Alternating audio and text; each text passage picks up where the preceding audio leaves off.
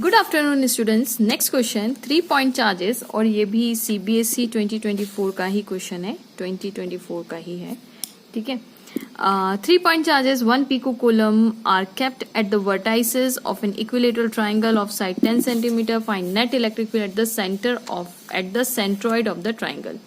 Students, ये question वैसे तो 2 सेकंड का भी नहीं है, मैं अभी इसका आंसर बता सकती हूँ, लेकिन अपन थोड़ा सा डिटेल में देखते हैं ताकि आपको कभी भी इसमें कोई कंफ्यूजन नहीं होगा। ठीक है, और आप फौरन आंसर दे पाएंगे। ठीक है, तो थोड़ा सा पहले डिटेल देख लेते हैं, फिर जो शॉर्ट है वो तो मैं आपको लास्ट में बता ही दूंगी। ठीक है, तो ये देखिए, मेरे पास एक ट्राइंगल है। सबसे पहले तो सेंट्रॉइड का कंसेप्ट मैं समझाना चाहती हूँ कि क्या होता है। ये मेरे पास कौन सा ट्राइंगल है? Equilateral triangle. All sides are equal, मतलब ये साइड भी कितनी है? लेंथ एल है। सिमिलरली ये भी एल है, ये भी एल है। ये कौन सा ट्राइंगल है? इक्विलेटरल ट्राइंगल की बात कर रहे हैं हम लोग। ठीक है, अब इक्विलेटरल ट्राइंगल में अगर आप अपन ऐसा करते कि मोर देन हाफ लेके ऐसे परपेंडिकुलर बाइसेक्टर खींचते हैं, फिर यहां से खींचेंगे, तो मान लीजिए परपेंडिकुलर बाइसेक्टर्स आपने पहले इस साइड के कैसे खींचेंगे? मोर देन हाफ यहाँ पे, फिर यहाँ पे रख के यहाँ पे, एक यहाँ पे, तो ये मीडियन निकलने का, इसका मिड पॉइंट। यहाँ पे भी ऐसे ही इस साइड का करेंगे तो ये मिड पॉइंट निकलेगा, इस साइड का भी मिड पॉइंट निकलेगा।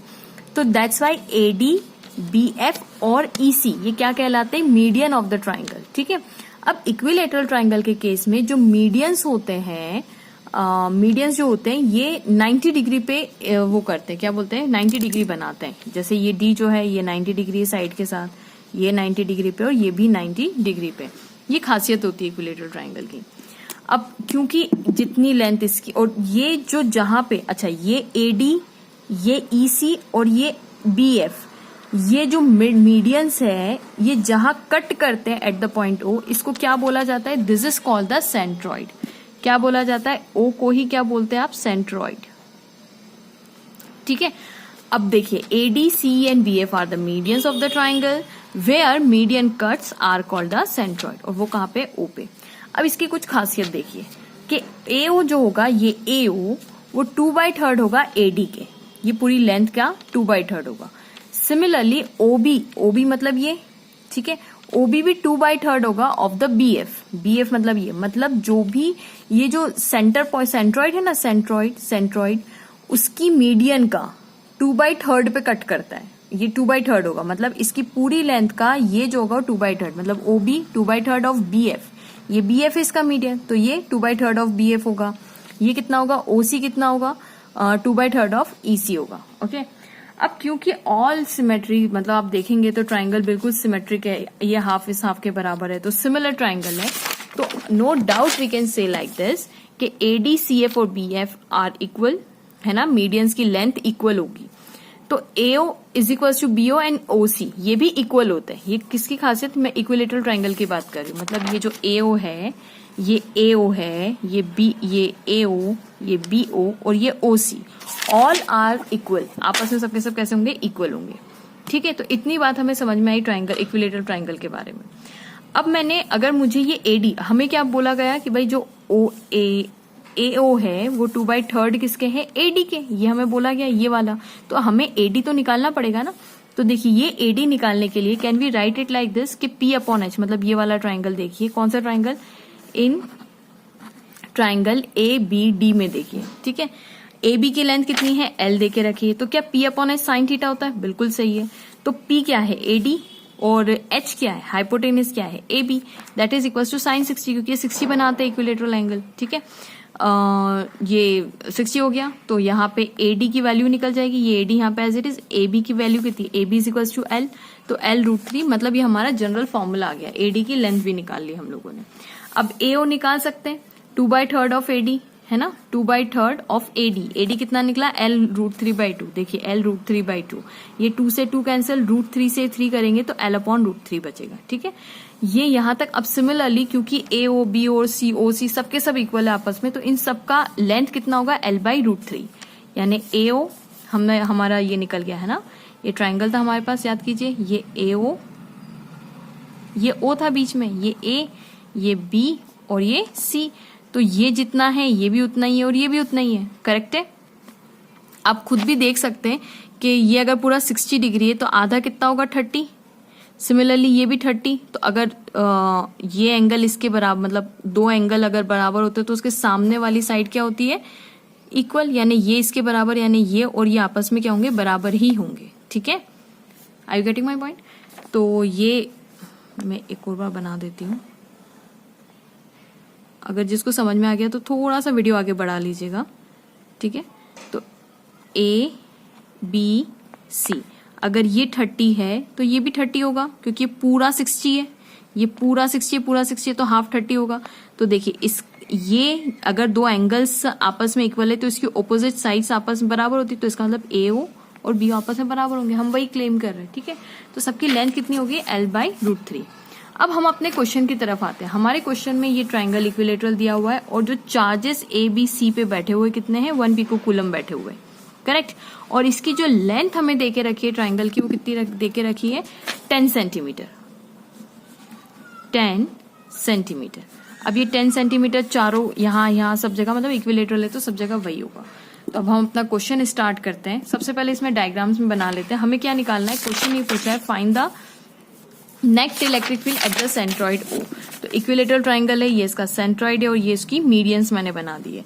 तो इसकी वजह से, इस 1 पिकोकूलम की वजह से यहाँ पे जो इलेक्ट्रिक फील्ड होगी वो अवे जाएगी, क्योंकि पॉजिटिव चार्ज की इलेक्ट्रिक फील्ड कहाँ जाती है, अवे जाती है। बिल्कुल सही है। सिमिलरली इसकी वजह से जो इलेक्ट्रिक फील्ड जाएगी वो भी इस पॉइंट पे अवे जाएगी। क्यों जाएगी, क्योंकि प्लस की वजह से अवे जाती है। ठीक है, अब यहाँ पे देखिए इस ए की वजह से, इस वाले चार्ज की वजह से इस पे जो जाएगी वो कहाँ जाएगी, यहां जाएगी। ओके, अब स्टूडेंट्स हम एक काम और करते हैं, यहाँ पे कुछ एंगल्स निकाल लेते हैं। तो मैंने पहले ही बताया, अगर ये पूरा 60 है, ये पूरा अगर 60 डिग्री है तो आधा कितना होगा, 30, और ये आधा कितना होगा, 30, क्योंकि ऑल ट्राइंगल्स आर सिमिलर। अगर सिमिलरिटी प्रूफ करने जाए तो एंगल भी बाइसेक्ट करते हैं। ठीक है, तो इसका मतलब ये मेरा 30 हुआ और ये 90 हुआ, तो ये एंगल कितने का हो गया, ऑफकोर्स 60 का होगा। ठीक है, देखिए 90 प्लस 30, और अगर इसको मैं एंगल x नाम दे दूं, इसको x नाम दे दूं, तो plus angle x is equal to 180 degree. तो एंगल x की वैल्यू कितनी हो जाएगी, 180 minus 120, that is equal to 60 degree. तो ये कितना हो गया, 60। सिमिलरली ये भी 60 हो जाएगा क्या, बिल्कुल सही है। तो ये टोटल एंगल कितना हो गया, 120 का हो गया। ये टोटल एंगल कितना हो गया, 120। अब सिमिलरली आप यहाँ पे देखिए, ये वाला ट्राइंगल देखिए, ये 90 है, ये 30 है ना, है तो ये भी इक्विलेटरल। तो ये कितना होगा, ये 60 होगा।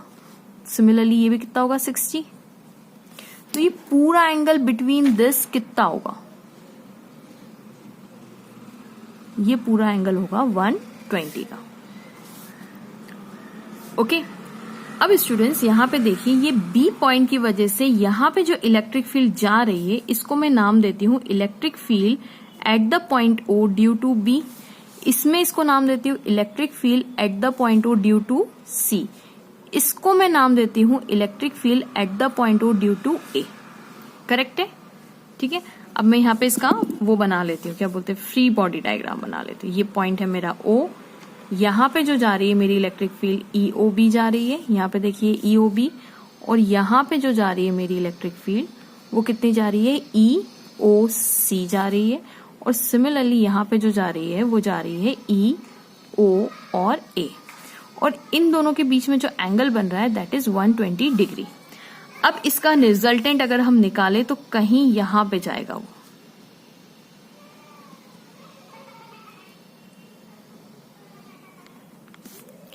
ठीक है, थोड़ा ऊपर बना दिया ना मैंने, ठीक है, आप समझ गए। अब ये जो है ये मेरी नेट इलेक्ट्रिक फील्ड है, नेट इलेक्ट्रिक फील्ड एट मतलब ये नेट नाम दे देते, ठीक है। What is our prior aim, हमने एंगल सारे निकाल लिए, हमारा काम सब कुछ इजी हो गया। अब सबसे पहले मैं निकाल लेती हूँ EOB, इसकी वैल्यू निकाल लेती हूँ, मैग्नीट्यूड। तो हमें पता है नेट इलेक्ट्रिक फील्ड किसी भी पॉइंट पे क्या होती है, KQ/R²। इसकी वजह से अब मैं इतना बड़ा बड़ा नहीं लिखूंगी, हम लोग सारी वैल्यूज पहले तो अच्छे से लिख लेते हैं। क्यों, क्योंकि सभी जगह चार्जेस 1 पिकोकूलम में है, तो हम पिकोकूलम में ही लिख लेते हैं। तो 1 × 10⁻⁻12 कूलम्स हो जाएंगे। तो इस पूरे को मैं Q नाम दे देती हूँ। नाउ लेंथ कौन सी लेंथ, OA, OB और OC, क्या तीनों आपस में बराबर है, हाँ बिल्कुल बराबर है। OA is equals to OB is equals to OC। देखिए हमने अभी थोड़ी देर पहले प्रूफ किया, AO is equals to OB is equals to OC कितना होता है, L/√3। Correct, that is equals to L/√3। Correct है, ये हमने फॉर्मूला हमने देख लिया। अब यहाँ पे देखिए जो ये लेंथ है वो कितनी देके रखी है हमें, 10 सेंटीमीटर। ये 10 सेंटीमीटर, ये भी 10 सेंटीमीटर, तो L की वैल्यू कितनी हो गई। अब L इज इक्वल टू हो जाएगा मेरे पास 10 सेंटीमीटर, और 10 यानी 10 to the power 10 into 10 to the power -2, और इसको कैलकुलेट करेंगे तो 10 टू द पावर -1 मीटर हो जाएगा, और हो जाएगा 0.1 मीटर। कोई दिक्कत, ये L की वैल्यू आ गई। करेक्ट है। अब देखिए गौर से, मुझे इन दोनों के बीच का डिस्टेंस चाहिए। चार्ज जिस पॉइंट पे आपको चाहिए नेट इलेक्ट्रिक फील्ड, और जो पॉइंट है जहां पे चार्ज रखा हुआ है उसके बीच की दूरी चाहिए। तो उसके बीच की दूरी को OB, OA और OC नाम दिया है हम लोगों ने, और वो इसके बराबर है। करेक्ट है। तो हम यहाँ पे L/√3 की जगह सब पुट करते। देखिए मैंने ये पहले L की वैल्यू निकाली, दैट इज 0.1। अब मैं इसकी वैल्यू पुट कर देती हूँ। ठीक है, मतलब मैं ये बोल रही हूँ OA is equals to OB is equals to OC की वैल्यू है L/√3, और L की वैल्यू अभी अभी हमने निकाली 0.1, कैलकुलेट आफ्टर कन्वर्टिंग सब कुछ, तो 0.1/√3। ठीक है। अब इस पूरे को मैं दे देती हूँ R नाम। ओके, R दे देते हैं। Let's say this is all equals to R, तो हमारा काम इजी हो जाएगा। देखिए कैसे, EOB निकालना था, तो Q की वैल्यू याद रखिएगा, ये आ गई, क्योंकि Q by R square. R square मतलब इन दोनों के बीच की दूरी, तो R कितना है हमारे पास, अगर दैट इज L/√3 का स्क्वायर। अब हम क्यों रखे बार बार, हम नहीं रखना चाहते। ठीक है, हमने सब कुछ बता दिया है। सिमिलरली OC की वैल्यू भी क्या आप बता पाएंगे मुझे, OC यानी ये वाला EOC, तो Q इंटू दिस दूरी, तो OC की भी वैल्यू मुझे तो पता है, और चार्ज तो वही KQ/R स्क्वायर।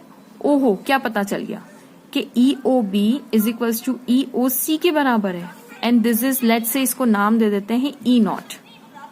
ओके, अब मुझे बताइए, ये थोड़ी इलेक्ट्रिक फील्ड यहां जा रही है, थोड़ी यहां जा रही है, तो इसका रिजल्टेंट बीच में कहीं यहां आएगा, इसका रिजल्टेंट बीच में कहीं यहां पे आएगा। ठीक है, ये R, और इसको हमने E नेट नाम दिया है।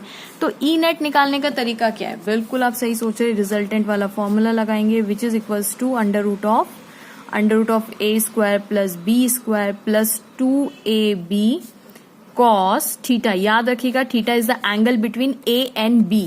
तो हमें यहाँ पे रिजल्टेंट निकालना है net electric field, which is equals to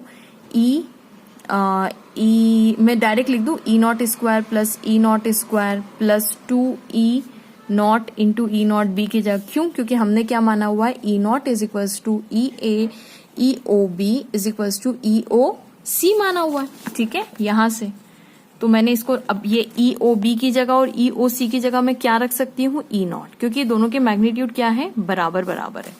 ठीक है, तो मैंने डायरेक्ट रख दिया into cos theta. Theta is the angle between these two, इसके और इसके बीच का एंगल, तो वो टोटल कितना है, 120 डिग्री। ठीक है, तो यहाँ पे कॉस 120 रख देते हैं। लीजिए, हमारी जिंदगी थोड़ी आसान हो गई। अब ये 2E0 का स्क्वायर प्लस 2E0 का स्क्वायर, और cos 120 की वैल्यू थोड़ी सी कैलकुलेट कर लेते हैं। तो cos 120 यहीं पे डाल देती हूँ मैं, cos 120 is equals to cos 180 minus 60 degree. इस 120 को मैं ऐसे भी लिख सकती हूँ, and that is the second quadrant. Second quadrant में cos नेगेटिव होता है, इसलिए माइनस cos 60, और cos 60 की वैल्यू कितनी होती है, 1/2। इसका मतलब इसकी वैल्यू कितनी होगी, माइनस ऑफ 1/2। ठीक है, तो हम नेट इलेक्ट्रिक फील्ड कैलकुलेट कर सकते हैं, that would be equals to 2E0 का स्क्वायर माइनस 2 से 2 गया E0 का स्क्वायर। आंसर आ जाएगा अंडर रूट ऑफ E0 का square which is equals to E0। ये कितना आ गया मेरे पास, नेट इलेक्ट्रिक फील्ड। अब फिर से हम डायग्राम बनाएंगे। ठीक है, ये देखिए, इसका और इसका नेट इलेक्ट्रिक फील्ड यहाँ पे ऐसा आया, तो मैं ये पॉइंट O ले लेती हूँ। ये नेट इलेक्ट्रिक फील्ड यहाँ पे ऐसा आया मेरा, E नेट, इसकी वैल्यू कितनी आई मेरे पास, E0 के बराबर। ठीक है, E0 के बराबर आ गई। ओके, अब मैं E0 A भी तो निकालना है मुझे, ये वाला भी तो निकालना है, EO, तो EAO भी निकाल लेते हैं, which is equals to K। इस पे चार्ज कितना है, 1 पिको कूलम, तो हमने उसको Q नाम दिया है। डिस्टेंस AO का डिस्टेंस कितना है, distance between the two is R square. ओहो, ये E0 की तो वैल्यू के बराबर है। देखिए, ये सब KQ/R स्क्वायर, इसका मतलब ये हुआ कि that will be equals to EOB, that will be equals to EOC, और इन्हीं सबको मैंने E0 नाम दिया है। करेक्ट है। तो यहाँ पे क्या मैं ये लिख दूं, ये E0, और ये देखिए ये भी EOA को भी मैं E0 नाम दे दूं, यानी ये और ये आपस में क्या हो गए, कैंसिल। तो net electric field at the centroid कितनी आ गई, दैट इज 0। ओके। और स्टूडेंट्स ये आपने बहुत कॉमन सी बात पढ़ी होगी जब आपने इलेक्ट्रिक फील्ड वाला चैप्टर पढ़ा होगा कि कोई भी क्लोज पॉलीगॉन बनता है तो उसकी वजह से जो सेंटर पे नेट इलेक्ट्रिक फील्ड निकलती है वो कितनी निकलती है, 0 निकलती है, चाहे वो स्क्वायर होगा या जैसे हमारा ट्राइंगल। तो ऑफकोर्स आंसर 0 आना ही था। तो चाहे तो आप ये भी लिख सकते हैं कि क्लोज पॉलीगॉन बन रहा है और तो 0 हो जाएगी, अदरवाइज ये उसका पूरा डिराइव करना था, डेरिवेशन कह लीजिए या फिर इसका पार्ट कह लीजिए। होप आपको वीडियो पसंद आया होगा। प्लीज जरूर शेयर कीजिए, सब्सक्राइबर्स बढ़ाइए और लाइक कीजिए, खूब सारा शेयर कीजिए। And thanks for watching.